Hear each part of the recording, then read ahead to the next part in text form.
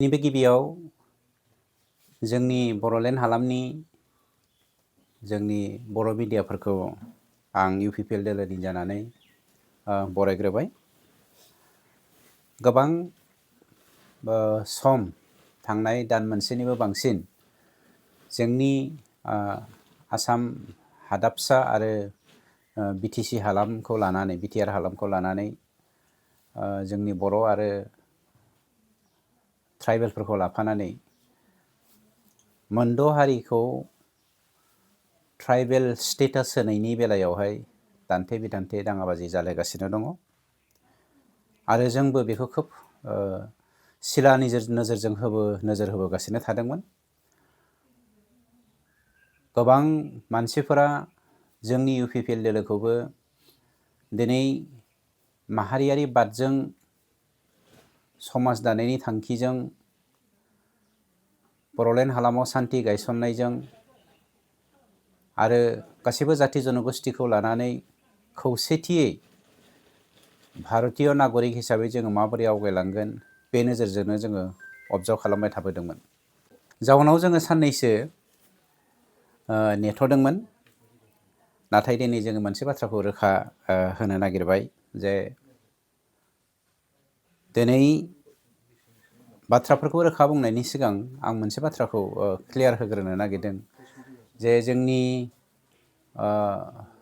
थांनाय 29 नभेम्बर खालि tribal student इउनियननि दैदेननायाव बर'लेण्ड आरो क'क्राझार मुलुगसोलोंसालिजों लोगोसे गुबुन गुबुन फरायसालिमानि फरायसा फरायसुलिफोरा थांनाय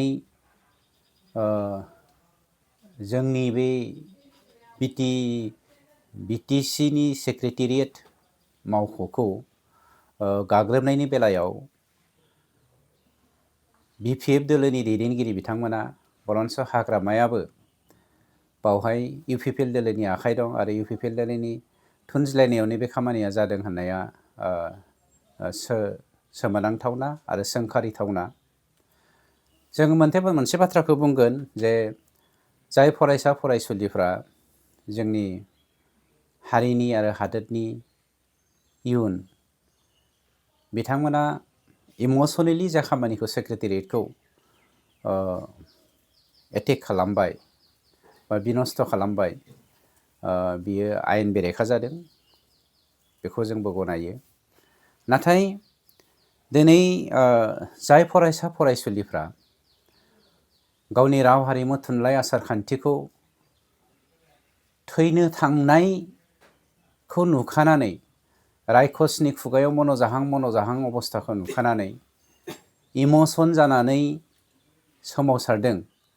बे सोमावसारनायखौ लानानै हाग्रामा आरो BPFनि मानसिफोरा UPPLनि फिसाफोर बा न'खरनि मानसिफोर होननानै बुंनाया हारिखौ लाजि फोनांनाय बायदि जादों। नंगौ, बावहाय UPPLनि गथ'फोरबो फिसाफोरबो थागोन, BPFनि फिसाफोरबो थागोन, BJPनि कंग्रेसनि फिसाफोरबो थागोन। UPPL, BPF, BJP, कंग्रेस बेफोर जादों मोनफा मोनफा राजखान्थि हान्जा। खिन्थु बर' बिमानि राव रायग्रा, बर' बिमानि आसार खान्थि हारिमु राव थुनलाइखौ सिबिग्रा बैफोर जादों साफा साफा बर' आरो साफा साफा ट्राइबेल। जाय ट्राइबेला रोजा 7,000 बोसोर जोंनि बर' बंस'आ रायजो जाबोदों। बे 7,000निख्रुइबो बांसिन रायजो जानाय बर' फिसाफ्रा जेब्ला दिनै हरखाब सासे बर' दैदेनगिरिनि दैदेननायावनो गावनि राव हारिमु थुनलाइ आसार खान्थिखौ रायखसनि खुगायाव गारसननायखौ नुबाय, बे नुनानै बिथांमोना सोमावसारनाया बे मोनसे साभाबिक बाथ्रा। नाथाय बिदि होननानै दिनै BPFआ UPPLखौ मुं फाननाया गावनि राजनैतिक षड़यन्त्रनि थाखाय बर' हारिखौ फाननायनि मोनसे सिन जानानै फैनायखौ जोङो नुनो मोनदों। नैथियाव मोनसे बाथ्राखौ जोङो बुंनांगोन जे 29 नभेम्बर खालिनि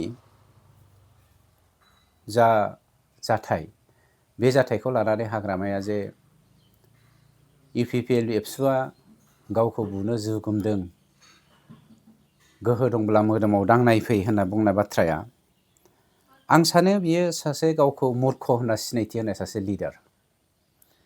बिथाङा ओरैबायदि मूर्ख लिडार, मूर्खखायनो अधर्य आरो सासे काउन्सिलनि मुरब्बी जानानै गावखौनो जुदि बाहुबलि देखायनानै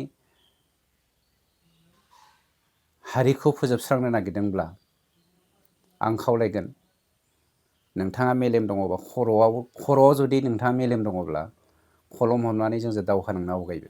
आं पार्सनेलि नोंथांखौ चेलेन्ज खालामदों। बुलायनायनि बाथ्राखौ जों बुङा, जों नोंथां बायदि मूर्ख नङा, अधर्य नङा, खिन्थु बोलोआ जोंहाबो दङ।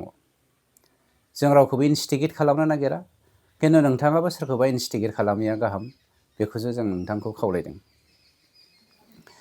3 नाम्बाराव आं मोनसे बाथ्राखौ रोखा खालामनो नागिरदों। बे जाथायखौ लानानैनो बिथांनिनो सासे EM, आपटारा ना मा होनो, आं नामखौ मोजां मिथिया, बिथाङा बर' माहारियारि बादखौ लानानै जाबायदि सोंखारिदों, जाय दुलाराय बर' फरायसा आफादा दिनैनिफ्राय बेसेबांबा बोसोर जोनोम जानाय मोनसे आफाद, बर'खौ मोनसे दिङायाव दैखांनानै लोरगि हमनानै गासैबो सात जालानिफ्राय रैखाथि होनानै अरायबो बे आफादनि फरायसा फरायसुलि दैदेनगिरिफ्रा गावखौ त्याग खालामनानै हारिखौ बासायग्रा मोनसे आफाद, दुलाराय बर' फरायसा आफाद। बे बर' फरायसा आफादखौ दिनै फाग्ला होननानै बुंनाया सोंखारिथावना। आपटाराया सोर? आरो आपटाराखौ हाग्रामाया माबायदि पावार होदों? जों बुंनो नागिराखै आपटाराहा बुंनो मोन्थाय गैया होननानै। बुंनो हायो, सोरखौबा बेक्तिगत भाबै एटेक खालामनो हायो, खिन्थु आफादखौ, बर' माहारियारि बादजों सोमोन्दो थानाय मोनसे आफादखौ सोंखारिनाया सहायनो हायै मोनसे बाथ्रा जानानै फैदों। आरो बिनि थाखाय जों साफ्रोमबो बर' हारिया खौसे जानानै हाग्रामानिफ्राय फिननायखौ जों मोननो लुबैयो। आरो बेखौ जों लुबैनांगोन, आरो बेखौ जों बिनांगोन। आं बेखौनो नोंथांमोननि मिडियानि गेजेरजों फोसावबाय बा खावलायनाय जाबाय। गुबुन फारसे थांनाय 29 नभेम्बर खालिनि जा आसाम लेजिस्लेटिभ एसेमब्लिनि जोबथा रांबावजा एसेमब्लि जानानै थांदों, बे एसेमब्लि खालि मोनद'था ST बिनाय माहारिखौ आसाम गभर्नमेन्टआ गभर्नमेन्ट अफ इन्डियानिसिम जा अथराइजेसन प्रप'जाल हरनाय जादों। बे प्रप'जालखौ लानानै जोंनि गेजेराव ट्राइबेल दैदेनगिरिफ्रा सापर्ट दं गैया बेखौ लानानै जोंनि गेजेराव जि दान्थे बिदान्थे जादों, आं बे बाथ्राखौ रोखा बुंनायनि सिगां मोनसे बाथ्राखौ आं रोखा होग्रोनो नागिरदों जे थांनाय 2006 मायथाइयाव दुलाराय बर' फरायसा आफादा, आं फरायसा आफादनि सासे सोद्रोमा नङाबाबो बेखौ आं दिनै रायजो राजानिसिम क्लियार होनो नागिरदों, जा हाग्रामाया होनदों 2006 मायथाइनि 19 मार्च खालि दुलाराय बर' फरायसा आफादा अथराइज लेटार होनाय जादों बिथांमोना ST मोन्थों होननानै। बियो अथराइज लेटार नङा, बेखौ जों साफ्रोमबो मिथिखागौ। बे अर्गानाइजेसनेल डिसकासन बिटुइन आक्रासु एन्ड आबसु। माने भारतीय नागरिक हिसाबै बयहाबो खेंखायनो खुद्रिनो मोन्थाय दङ, गाव गावनि मोन्थायखौ लानानै। आरो बेखौ लानानैनो दिनै बर' आरो राजबंशिनि गेजेराव हारिमुखौ लानानै बा मोन्थायखौ लानानै माखासे गोनो गोथो सोमजिलायबोदोंमोन। जाउनाव दुलाराय बर' फरायसा आफादा आक्रासुनि दैदेननायाव कचफोरनि जा सोमावसारनाय, बे सोमावसारनायाव जोंहा बुंनांगौ जेबो गैया होननानै बिथांमोना अर्गानाइजेसनेल सावरायलायदोंसोमोन। बे अथराइजेसन लेटार होनाय नङा। खिन्थु जोङो मिथिगौ 2016 मायथाइनि 27 नभेम्बर खालि खिन्थु हाग्रामाया मिनिस्ट्रि अफ हम एफेयार्स आरो मिनिस्ट्रि अफ ट्राइबेल एफेयार्सनिसिम राजबंशिफोरनो बा गुबुन हारिनो ST होनांगौ होननानै अथराइजेसन लेटार हरनाया सैथो खोन्था। बे बेलायाव हाग्रामा बुंनाय बायदि UPPL आ हरदों बुंनाय बाथ्राया नंखाय आरो जों मालाबाबो हराखै। जों बेखायनो बुंनो नागिरदों जोङो बर'नि राव हारिमु थुनलाइ आसारखान्थि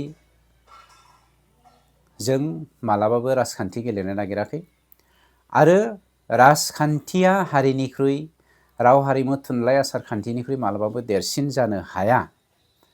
बिदि होननानै जोङो जोंनि आइखौ आं आंनि आइखौ अनो होननानै आं आंनि आइखौ मोजां मोनो होननानै आं आंनि आइखौ दाव दाव खालामो होननानै सोरबा खुसनि बिमा बिफाखौ सोरबा खुसनि राव हारिमु आसारखान्थिखौ जोङो मालाबाबो संहार खालामा बा जों जोगारा। दिनै हाग्रामाखौ नुनो मोनदों बिथाङा गावनि राजनैतिक स्वार्थनि थाखाय सोरनोबा मोनथाय होनो थांनानै गावनि राव हारिमु थुनलाइ आसारखान्थिखौ खोमानानै जोगारनो नागिरदों आरो बेखौ रायखसनि खुगायाव ब्लां ब्लां सिनाय रायखसनि खुगायाव सोसननानै बर' हारिखौ फोजोबनो नागिरदों। UPPL दोलोनि सासे स्पक्स पार्सन हिसाबै आं मोनसे बाथ्राखौ क्लियार बुंनो नागिरदों।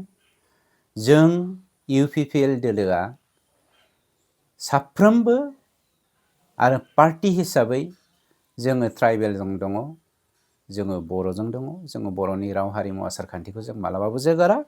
बिदि होननानै जोङो गुबुननि सोरबा नन बर' नन ट्राइबेलनि राव आसारखान्थि हारिमुखौबो जों जोगारनो नागिरा। मानोना थांनाय गभर्नमेन्टआव जोङो हम मर्यादा हम उन्नयन हम बिकास समान जौगाथायखौ नोजोर बोनानै जोङो अनलायनायनि गेजेरजों सान्थियै जोङो जाबायदि खुनु सोमावसारनाय गैयालासेनो मोनफ्रोमबो जाथिखौ जनगोष्ठीखौ जोङो जौगानायनि लामाजों दैदेनलांदोंमोन। नंखायनो मोनफ्रोमबो जाथि जनगोष्ठीया गनायदोंमोन। षड़यन्त्रआव गोग्लैनानै थांनाय बिसायख'थियाव जोङो जेनदोंब्लाबो जोङो अधर्ज जायाखै। जेरै हाग्रामाया 28टा सिट षड़यन्त्र भाबै देरहानानैबाबो जोंनि राव हारिमु थुनलाइ आसारखान्थिखौ गुबुनखौ गोबानानै फाननो थांनाया जोंनि थाखाय लासिंसिं आरो दुखुनांथाव बाथ्रा। बेनिखायनो नोंथांमोननि मिडियानि गेजेरजों आं दिनै सासे रनजित बसुमतारी हिसाबैबो कुइसन खालामनो नागिरदों। जों UPPL दोलोआ हारि आरो माहारि राव हारिमु थुनलाइ आसारखान्थिखौ फोथांना लाखिनायनि थाखाय जेब्लायबो दं। मोनफ्रोमबो जाथि जनगोष्ठीखौ जोङो मान होनायाव दं। खिन्थु हाग्रामाया दिनै क्लियार होथों नोंथांमोननि मिडियानि गेजेरजों जे जों आंबो हारिजों दङ होननानै। जों जेरै बिखाफोर दानानै बुंनो हादों गावनि सोरनिबा मोनथायखौ होनो थांनानै आंनि मोनथायखौ आं मालाबाबो खोमानो थाङा होननानै बिथाङा बुंदों। आं बेखौ दिनै नोंथांमोननि मिडियानि गेजेरजों कुइसन खालामबाय। Thank you. आसाम आसामब्लियाव हाग्रामा महिलारिया सानै हिनजाव लानो मोननायनि माखासे प्रथाब थिखांदों होननानै बुंदों। बे बेसेबां सैथो सार?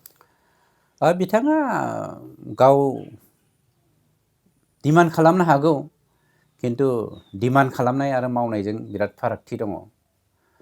बिथाङा मोनसे बाथ्राखौ नाय, जेब्ला जोङो मोनफ्रोमबो जाथि जनगोष्ठीखौ लानानै खौसेथियै हारि दानायजों लोगोसे गुबुनफोरखौ जोङो बोनानै लांफानायनि गोजौआव दावखोनायनि बाथ्रा सानदोंमोन, बे समाव हाग्रामाया जोंनि मानाव गेदेर पार्टी चिफ प्रमद बर' बिथांखौ बेफारि होननानै बुंदोंमोन।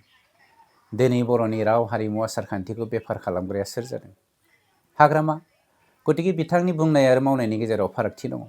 जोङो जोंनि हारिमुखौ फोथांना लाखिनो थाखाय प्रिथिबियाव सिनायथि होनो थाखाय GI खालामदों। बिथाङा बेखौ दिनै बरबाद खालामनो नागिरदों। बिथाङा सरकाराव फैनाय जे दिनखालि डिक्लारानो जायाखै, जास्ट देरहाफुबायल' थादोंमोन। बे समावनो क'क्राझाराव मोनफ्रोमबो आसाम बिटिआरनि जायगा मोनफ्रोमबो खना खनलायाव दिनै जुवा, ड्राग्स, एन्टि ससियेल एलिमेन्टफ्रा जालांगासिनो दङ। बिथांनि सरकारनि दिनाव दिनै एक्सटर्सन जाफिनदों। मोनसे हान्जाया दिनै मानसिफोरनाव मोसौ बेफारिफोरनाव दम होनानै फैसा लांदों, गय बेफारिफोरनाव फैसा खांदों। बेफोरथ' हाग्रामानि मोनसे इनडाइरेक्ट मोनसे इनस्टिकेट खालामनायसो बर' हारिनि गेजेराव दाङाबाजि फैथों होननानै। दिनै गोजौ जौखोनाय हारिया बर' हारिखौ लेखा दा रोंथों, बर' हारिया दा जौगाथों, बिदि होननानै बर'नि जौगानायखौ नायनो हायैनि जाहोनाव सासे मुर्खनि आखायाव दिनै बर' हारिखौ गथायनानै बर' हारिखौ फोजोबस्रांनो जा कौसल खालामदों, बे कौसलखौ BPFनि दैदेनगिरिफ्रा बुजियैया जोंनि थाखाय लासिंसिं बाथ्रा।